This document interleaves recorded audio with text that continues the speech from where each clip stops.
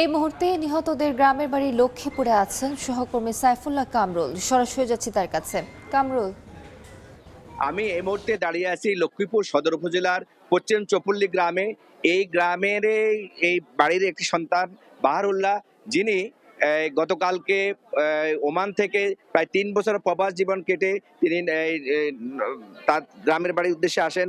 এই লক্ষ্মীপুর সদর থেকে একটি মাইক্রোবাস সেখানে তাদেরকে নিয়ে রাতে ঢাকা আন্তর্জাতিক বিমানবন্দর থেকে রওনা দিয়েছিল। কিন্তু এই মাইক্রোবাসটি যখন কুমিল্লা অতিক্রম করে, এরপর থেকে ড্রাইভার অনেকটা ঝিমাচ্ছিল।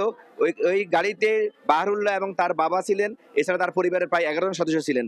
তারা বারবার ড্রাইভারকে বলছিল যে আপনার চোখে ঘুম যেহেতু আপনি একটু রেস্ট নেন, কিন্তু ড্রাইভার তাদের কথাকে কর্ণপাত করেনি। কর্ণপাত না করার কারণে তাদের এই ভয়াবহ দুর্ঘটনা তারা শিকার হয়েছে।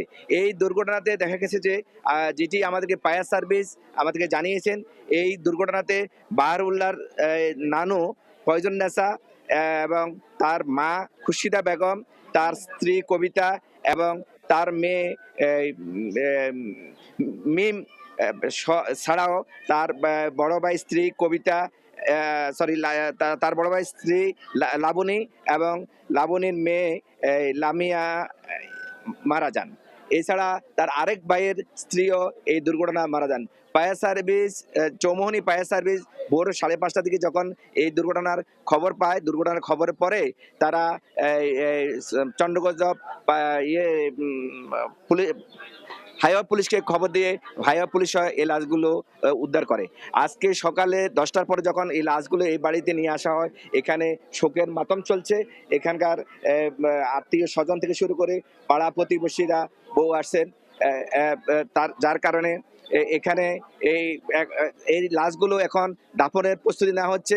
এখানে মূলত বিকাল 5টার পরে দাফন হওয়ার সম্ভাবনা রয়েছে। তো এই ছিল নিহতর পরিবার থেকে আমার কাছে সর্বশেষ তথ্য। সরাসরি যুক্ত ছিলাম লক্ষ্মীপুরে।